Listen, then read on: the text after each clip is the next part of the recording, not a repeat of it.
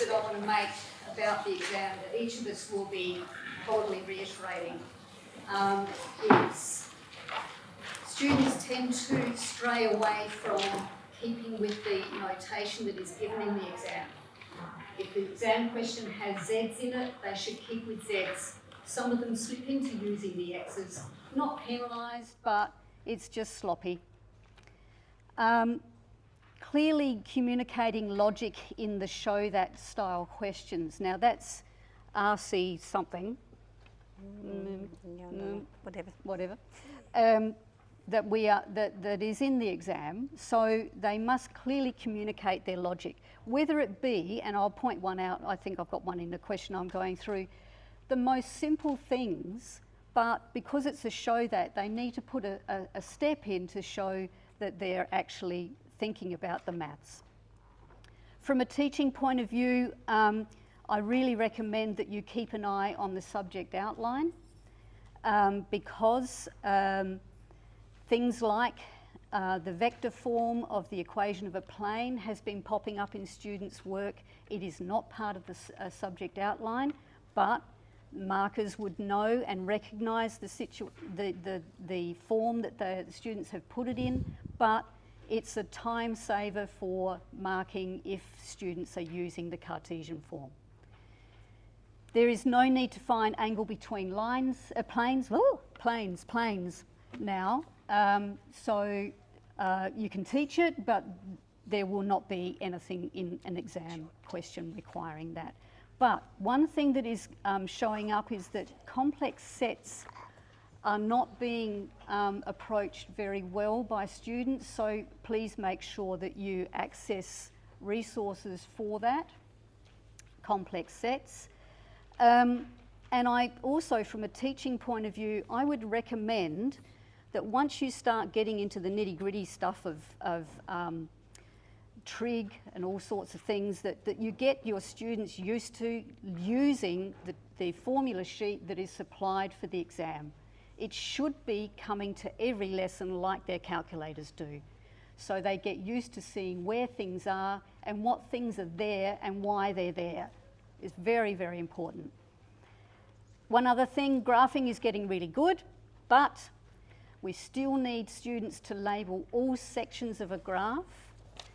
If you're talking about modulus or reciprocal, if you are going over a branch that is already existing on a graph, they must go over it again and put an arrow in their pencil, or they can use colour if they want. I know on the front of the paper it says sharp pencil, but you can use colour. We recommend in a teaching situation again that the students get used to using the scales on the axes that you supply in tests, that are supplied in exam questions, so that they use the calculator efficiently when they're setting up their scales. They also need to be able to draw parametric curves correctly. We still see some students doing the x of t or theta or whatever and y of t separately. And two areas very sadly still happening: poor vector notation and poor integral notation. That's been in the subject advice for many years now. Instead of writing a dot b, some students are writing ab. Integral notation, the integral symbol without the dx or the dt. And again, stay in the symbols that are used in the question. So that was just a little bit of a rant and rave, sorry. Right, question 1.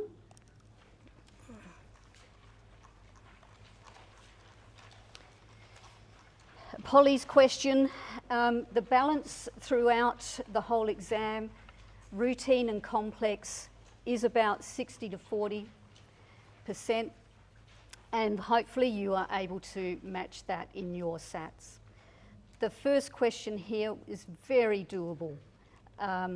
Staying with the notation in the first part A, using part B, here is an example of clearly communicating how you arrive at the A plus B is 24 and how you arrive at the next one, A take B, is negative 20.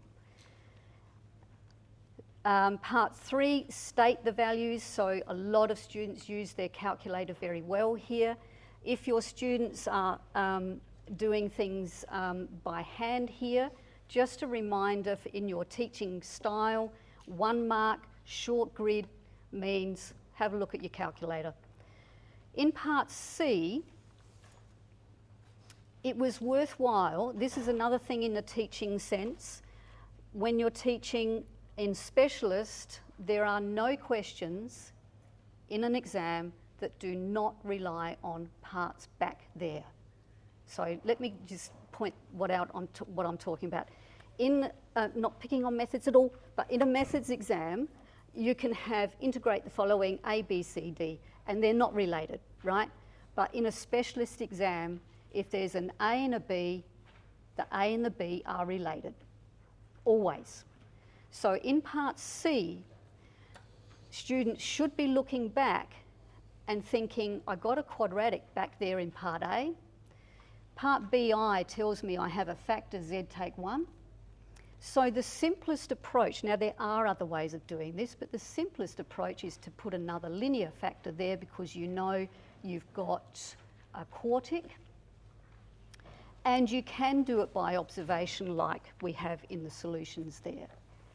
Other ways of doing it, absolutely fine. Again though, 1 mark.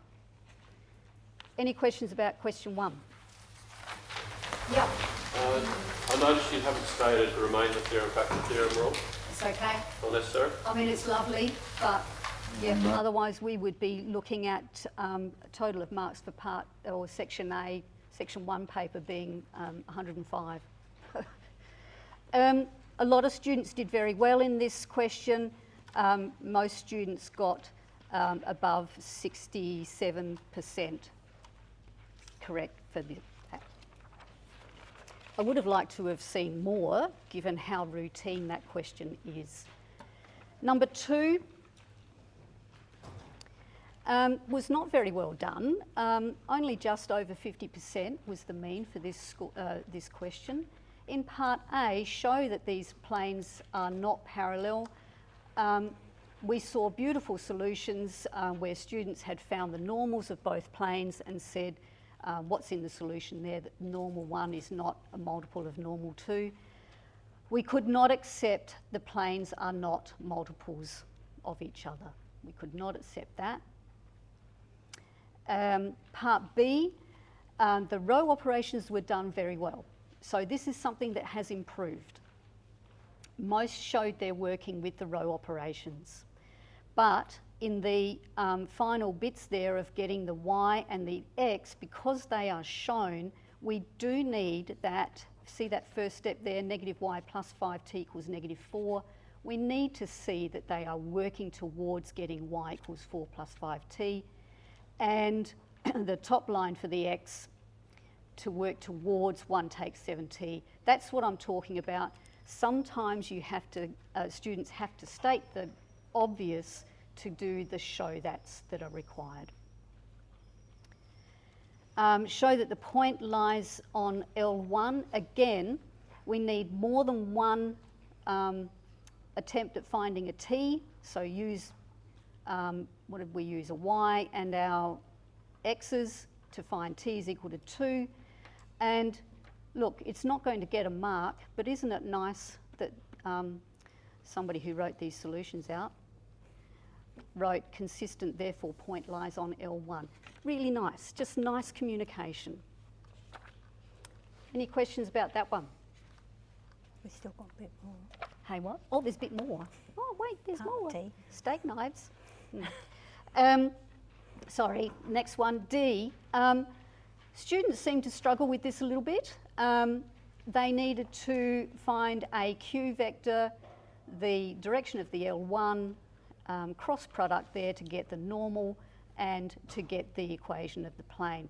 This is where some students were trying to do the, I think, wasn't it, the vector form? Yes. Yeah. Yes. Yeah. absolutely fine, but fraught with danger if they don't know it very well. Sorry, any questions there then? Sorry. Just a super quick one on notation. Yep. The end squiggle is how I notate a vector. Yep. But I'm not sure that's in the subject outline. That's okay. No, the exam paper, written papers do not do the squiggles, they do the bold. We don't accept bold from students. But in physics, I think, now if there's a physics teacher in here, it'll be really good. Arrows above? Yeah, absolutely fine. Absolutely fine. As long as we have A arrow dot B arrow. Came in papers. Absolutely. Yep, no bolds.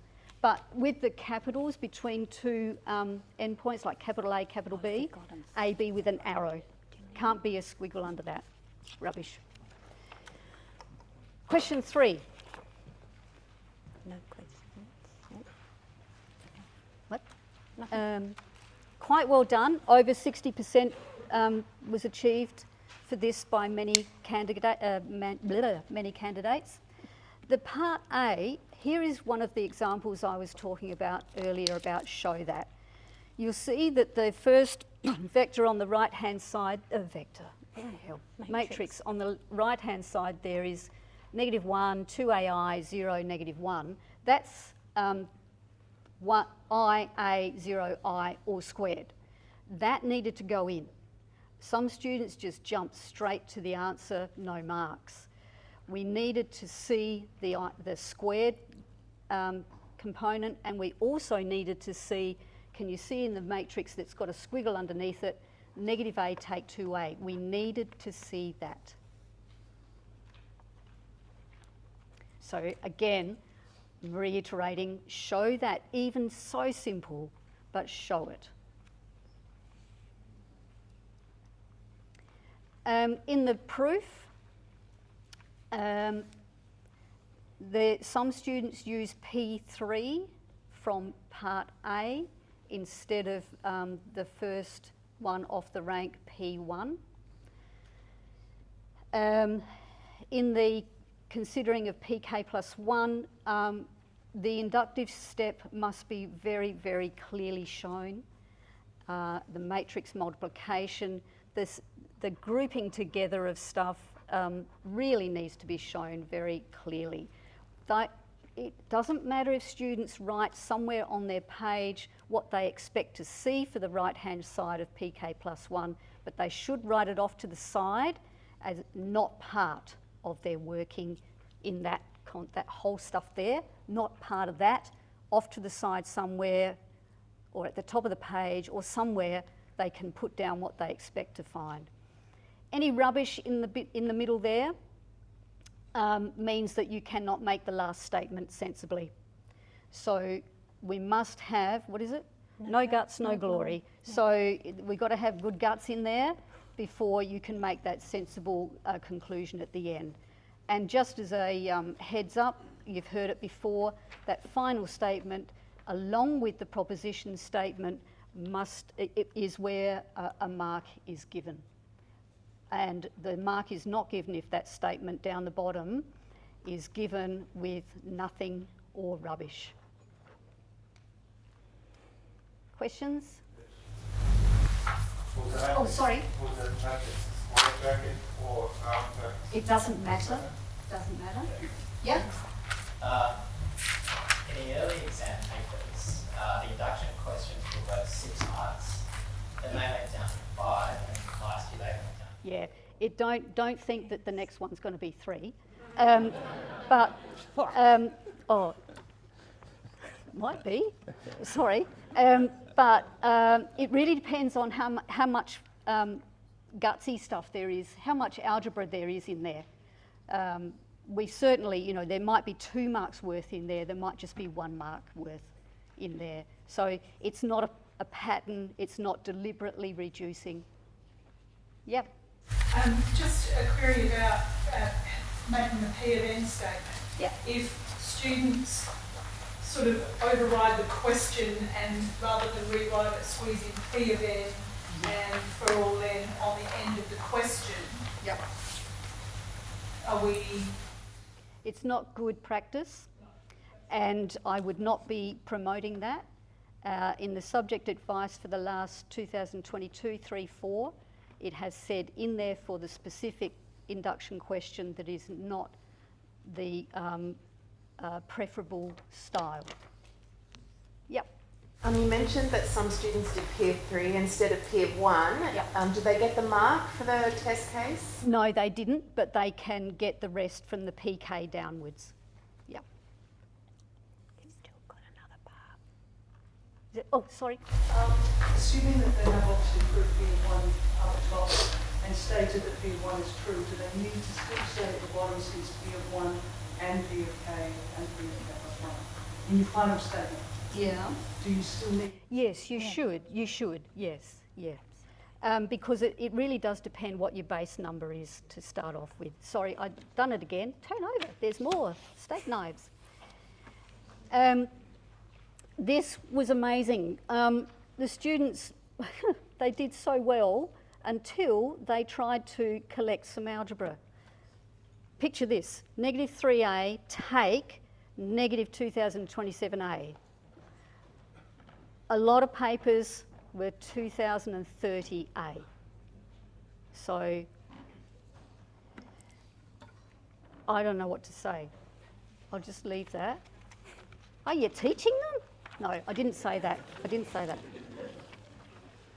Right. Do you want to stay there with your stats? No? No? Oh, thanks. Oh, Okay. you want me to? Or if you want to mention it at any stage. Right, I get the vector proof. Can you hear me okay? Yep, okay. So this is a show that question. So I advise the kids that you teach to use the capital letters provided in the diagram so that they're making reference that way. They can do the half OB, but it's really good if they start from the letters that have been deliberately put on the shape, etc. And that makes the proof fall out really quickly for them. When they do part 2, well, it's not given, so if they go straight to the answer, that is okay. But as Deb said, in show that needs to be pretty explicit.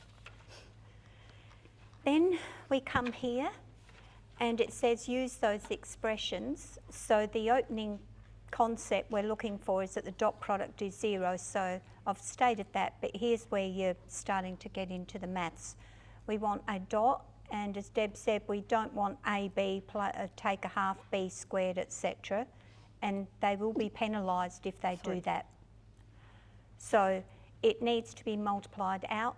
I was going to write something in here. When you're teaching, it is really nice if the students over to the right-hand side write something like C dot D equals D dot C, because they have used that in there, but it's shown all of the multiplication, scalar product bits there, dot product. But it is really good if they do that. We like good practice, we like explanations as to why, but there was no mark assigned, specifically for that, but it's good practice.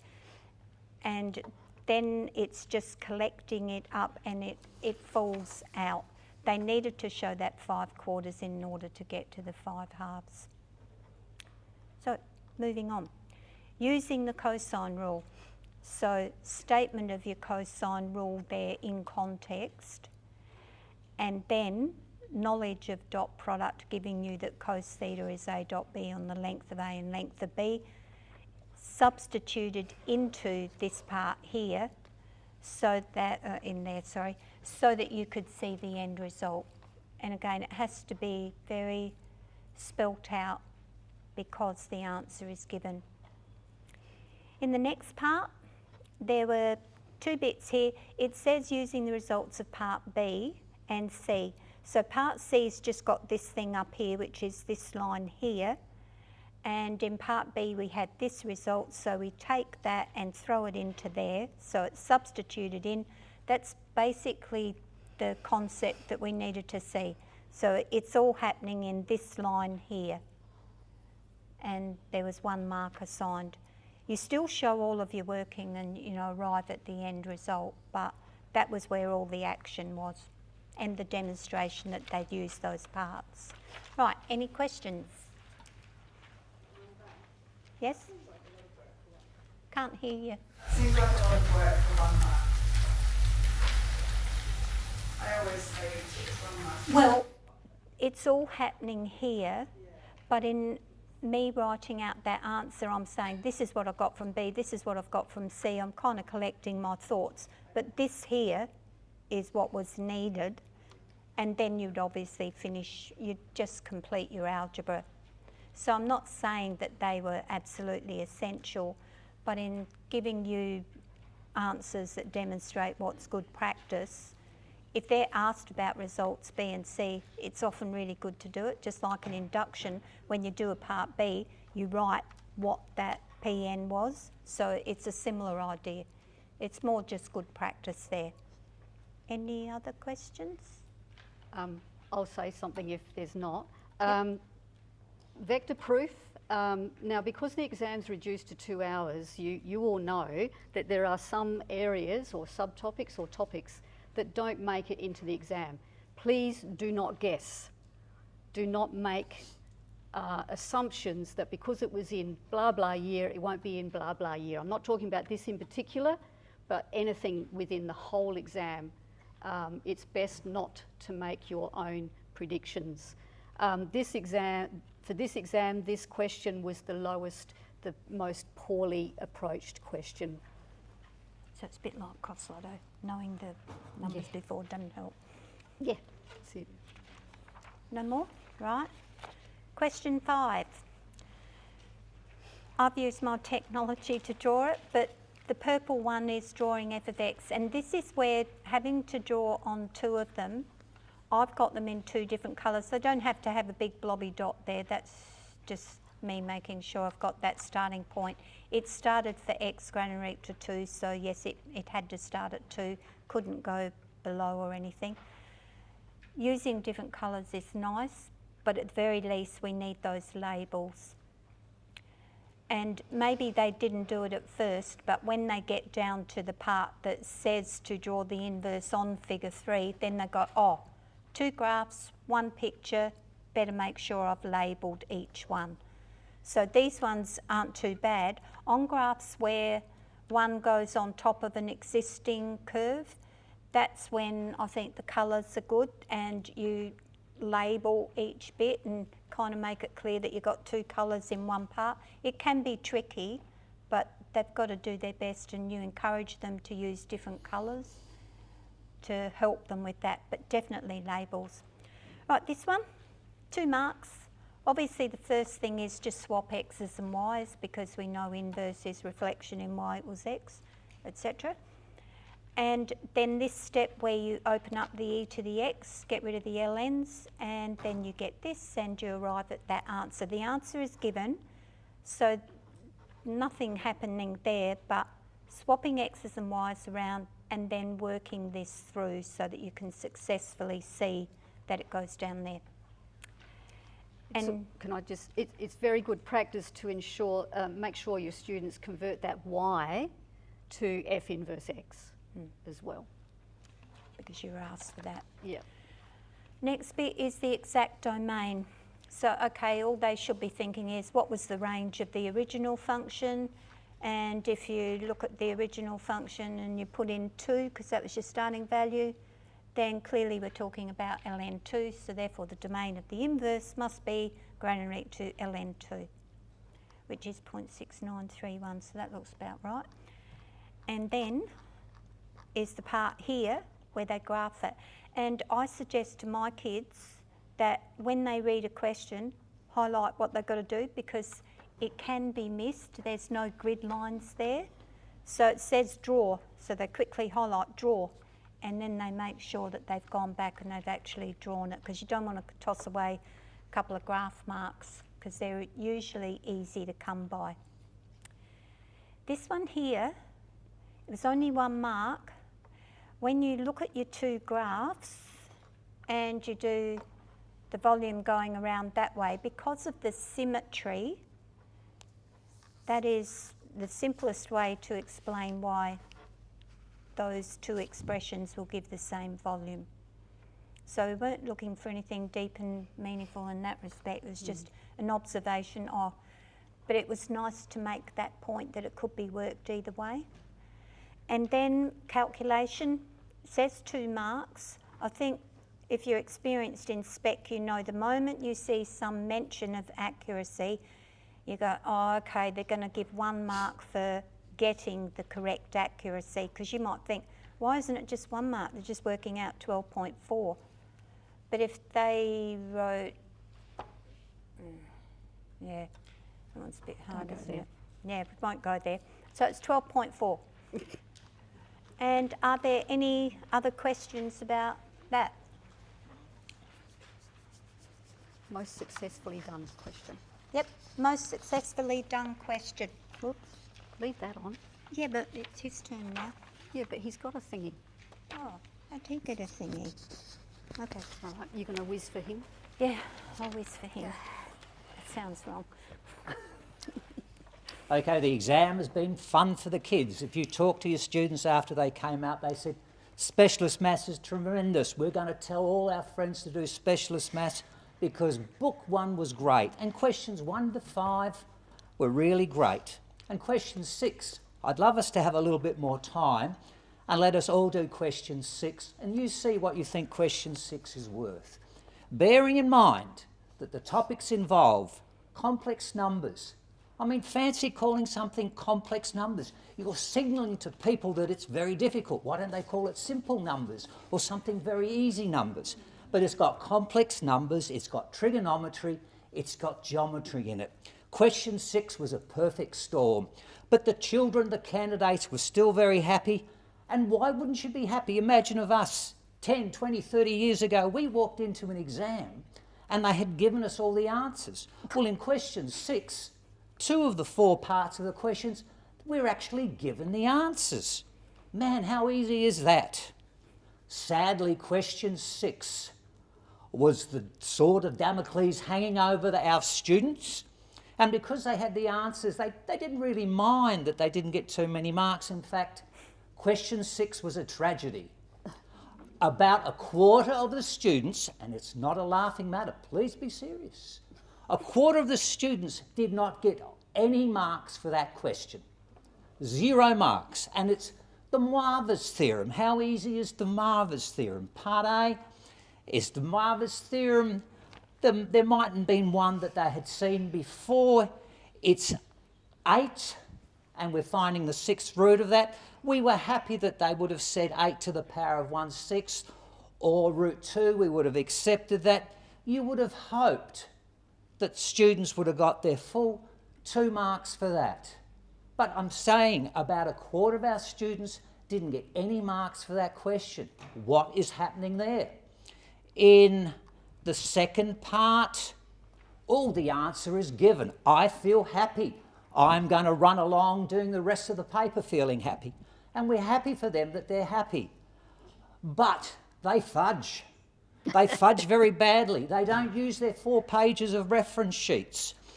Some kids don't like using the r cis theta form. They went into the a plus ib form. They got things messed up. Cis theta subtracts cis of negative theta. I think it's got a cosine in it. Or has it got 2i sine? I don't care because I've got an answer.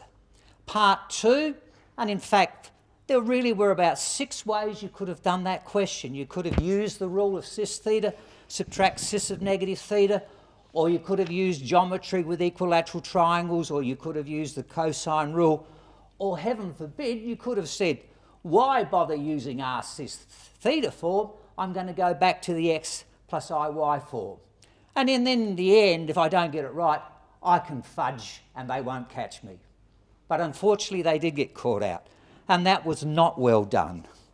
In B part 1, they needed to show that the angle theta was pi on 3. They could have said that, because it's an equilateral triangle, or they could have had the theta on 6, the pi on 6 below and the pi on 6 above. But they mucked that up. Once again, an answer is given. They can feel very happy. But they mucked that up.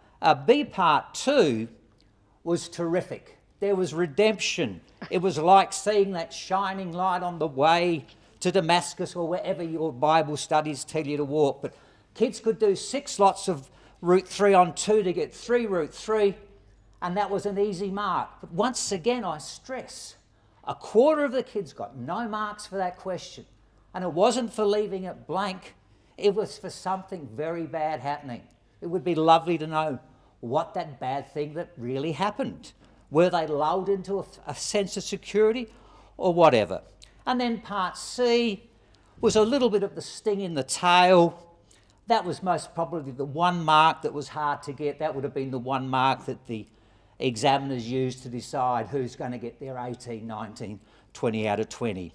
The modulus of Z was equal to root 6, and that gave you a couple of answers. K is equal to negative 216 or 216.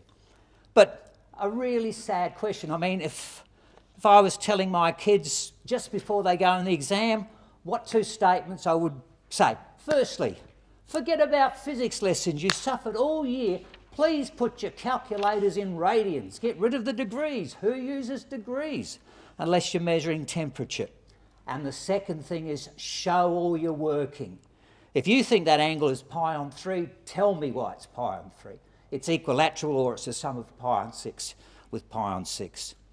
But that was a tragic question. It was certainly a mean mark, well under 50%. It shouldn't have been too hard. Not too many kids got full marks. Maybe 5% of kids got full marks. It should have been a gift. It was book 1. It was a happy time, but it didn't end up so happy. Any questions? Cool, sad. Question 7. Calculus is good. Integration by parts is good, and students love drawing graphs. That question was really very well done, and I think they certainly show their ability. Integration by parts has only been in our syllabus for a few years. I think it's high quality mathematics, and students do well provided they work out which one to use in integration by parts, which one is the U dash and which one is the V. So the kids did well in the first part. Once again, we give them the answer, so we need to see a little bit of working, not that they say we're going to use integration by parts and then suddenly they magic and they cancel cosines with cosines and they get the answer required. Show your working is the way to travel. In B, it was well done. Once again, they needed to show their steps. In part C, it was really poorly done. Many missing the branches. The right branch really needed to be shown. What do you give a U12 student who's got everything? Coloured pencils. Coloured pencils would have saved the day. All right, so many kids missed out the right branch. Was it entrapment that SACE doesn't let us use colours on our exam and they let other subjects do? But that's for another day, because we've got more important things to do than spend a bit of money so kids can have colour. And then in part D, that was once again poorly done. Because it's below the x-axis, you need to get the negative sign, and you've got a double lot of twice the negative a half ln 2 take a half. But the question in itself, the first A and B, they collected marks, and they did quite well in that. And thus ended book 1. Students were so happy about book 1. In certainly 5 of the 7 cases, they had reason to be happy. Now we come to book 2. Question 8, always friendly, and once again, because it was calculus, parametric equations, implicit differentiation, arc length. Kids are kind of happy doing that because that's kind of new stuff. They're not carrying any baggage in. There's one little secret brief, I guess it's not secret. You've got to have the triangle inequality in the exam. And the triangle inequality came in here and it involved an arc. That's kind of sneaky. But this question was well done. It was the best question done in book 2. Most kids picked up a mark, at least. And why wouldn't they? Because you've got the parametric curves to do. Kids did those well. They really picked the point on the top, And it really looked quite good. And in fact, the maturity of our specialist maths kids is the same. I did not see one student colour that in. Had it been methods, sorry, I didn't say that. But there would have been a lot of colouring in, very little colouring in our paper. That was particularly well done. The implicit differentiation was well done, and the parametric differentiation was well done. And finding that the slopes were the same at the points pi and 2, that was quite well done. In part D, here it comes, the triangle inequality, and in fact involved an arc. They had to see that arc OPA was larger than OP and PA, the sides, and then that was obviously greater by the triangle inequality, and it would be lovely that they mention it, and they really got to defend it and say by the triangle inequality. And then the last part was a bit contentious. Even with the markers, you had to show that that was greater than the circumference of the circle. And so many of our children, bless them, and I'm sure half of us would have done exactly the same. Yeah, I can see it, it's kind of obvious. But because it's given, they had to say, oh, the circumference is 2 pi r, the radius is 1, 2 pi times 1, oh, magic of mathematics, is 2 pi. We really needed that spelled out. And then the last bit, some nice bit of mathematics, finding the arc length of the square root of x dash t squared plus y dash t squared, a little bit of trigonometry, but hey, they're not fazed by trigonometry because the answer's given. If you get stopped at a certain point, just write down the answer. Don't work with us, unfortunately, but most students got 2 out of 3, and then that very last bit, because the answer was given, they had to get the square root sign involved there. And then finally, to find the length, they could have actually algebraically worked out the interval, or because they have had this wonderful toy which they've been using for quite a few years, they could have just plugged it in the calculator and got their 8 as an answer. But that question was well done in book 2, so happy days were still here again. You might see from Val and Deb where those happy days continued. Sorry, were there any questions about question 8? Cool, thank you.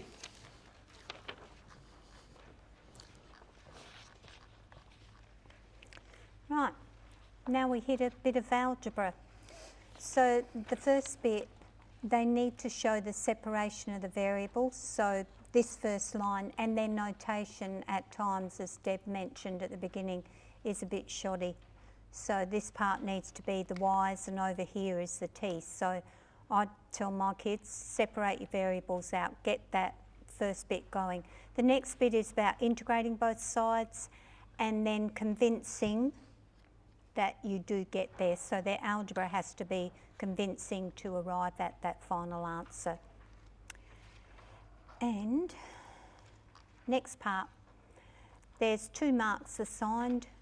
First part, given these initial values, you can figure out the value of C. So going from there and getting that, I know you could use your graphics calculator to get C is 3 on 10. That's possible as well. That clearly is where 1 mark is. And the other part, and this is where they could use 2 different highlighters, says find the exact value as it approaches there. So there's 2 things they've got to do. Figure out what C is and then apply that T is heading to infinity, and they should get 10/3, hopefully. Kids always like this. It's a shame when they can't plot 0, 10, but we have had years where they can't plot that initial point.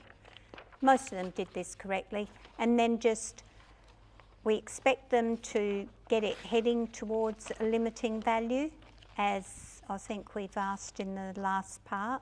It comes further. And also not crossing slope-filled lines. When you look at these curves, starting point, I think there's 3 marks assigned there. Your starting point, your shape of your curve, and no blatant crossing of slope-filled lines. So that's how they should be drawing them. Right, now some more algebra. Show that the second derivative is this. So, okay, they've done dy dt up here, wherever it is. Oh, they've got it at the beginning. So they've got to differentiate this, and so that's going through that part at first. Sorry. So here we are doing that, and then they've got to pull out of here the expression for dy dt because they realise that it's already in this one, but they've got to make this part have dy dt. So that's done there, and then once you're there, the factorising is your last step. So some of the students could do that first step but struggled a bit in just pulling out the dy dt in there.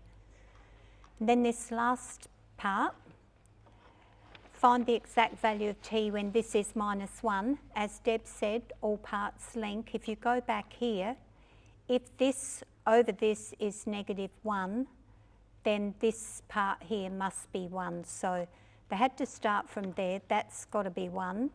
Rearrange it and you get this, but then you can substitute for y from earlier parts and you get this messy bit here.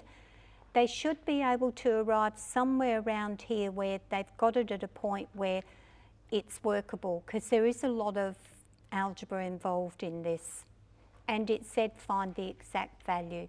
So they can't just grab their calculators and put the equation in and get an answer out. They could check their answer that way if they wished.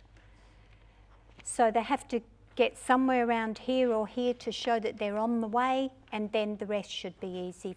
And any form of 2ln2 is fine. It could be ln4, you know, whatever. And is that the end of that one? Yep. Right, are there any questions? Yes? With A part 1, the step between the third and fourth line. A part 1, did you say? Yeah. Yep. A part 1, the step between the third and fourth line I would have thought was not showing sufficient steps. Yeah, I know So the that C's are different, I get you. But I guess when they work with constants, they're often quite messy. And, you know, when I teach, I use C1 if it changes to something else there. Oh, the C1's not my question. Isn't it? Reciprocating from the third to the fourth line and Yeah. cancelling out a 5, like it's... I would have a hunch that the kids fudged it when they've gone from that third and fourth line. I guess when the mark scheme is set, you're looking for the important concepts, and They got a Christmas present. yeah, they got a Christmas present basically. That was my joke. I said that. Yeah, she said, sorry. You're right. Yeah, I'm right. There we go. Okay, last question. This is one where I was referring to before in part B, I and 2, I and II are the complex sets. It can pop up and students need to know that work. So going back to A part I, polar form for the Z2 was quite well done, mostly good. Some squared instead of square rooting and theta on 2, they did 2 theta instead. Marking that on figure 9, there needs to be a bit more care, so this should probably be in my general comments. When students are drawing new or found z's or complex numbers, they need to be aware of its length and its position in a reasonable sense. That it needs to look like it's in the right spot. Don't ask me how many grid squares or whatever is allowable, it just has to look good. So make sure that that is coming across. It should have been that bit longer, it should have been half that angle. The complex set S, that was not very well recognised by students on the whole. Inside and on the circle, we had circles everywhere, but a lot of them did get it in the right place. The real Z is greater than or equal to 9 that was more successfully, 0.9, sorry, was more successfully undertaken. With Part C, there are various ways that students can approach this. Trial and error, you can use, I know on a Casio, you can use table mode, you can use Solve N. If students are using logs, they really have to be careful if they're keeping the inequality in there. They were lucky. But if you use Solve N with an equal to, you'll get N is approximately 9.70. Now, a lot of students chose N is 9, so they went the wrong way. So the inequality has to be understood by students so that they can read off the fact that it's got to be 10 because of the way the inequality is written if they are solving with an equals sign. Very carefully, you've got to watch out for that. C Part 2 was pretty well done, but some students raised to the power 10 instead of finding the 10th root. And C Part 3, again, this is one of these situations where, yes, the parts of a question are linked. The theta we're talking about is the one that you just found or wrote down. Writing in Cartesian form, some students missed that hint. Either line of those in the answer there for 3-1 were acceptable. If the second line is used, students should have used 3 sig figs because it's very important for the following on work that they did that. 3-2 is W or omega in the set T, justify your answer. Now it's 1 mark, so the justifying was the mark. Yes, it is, because 0.901, the real part of W, is greater than 0.9. The 3-2, some students struggled with this one. They forgot that they should be looking at the modulus of W take 1, not just W take 1. And so W is not in the set there because when you work out the length calculator, fine, is not in the set. A very gentle, I would have thought, complex number question, but just under 45% for the mean score for that, which is, I think, disappointing. One thing I did want to mention as well is that we had, like Dennis mentioned, some students achieving a 0 mark. Now for that last question there, 219 students achieved 0. And as Dennis said, that doesn't mean blank, it means they tried. And so I don't know what's happening within our schools, and this is going to sound rude, but it's not meant to be, that how are students being counselled in undertaking this subject? Are they ready for it? What is the stage 1 specialist introductory at schools doing to get students ready for this course? It's just something that we were concerned about. We've seen a lot.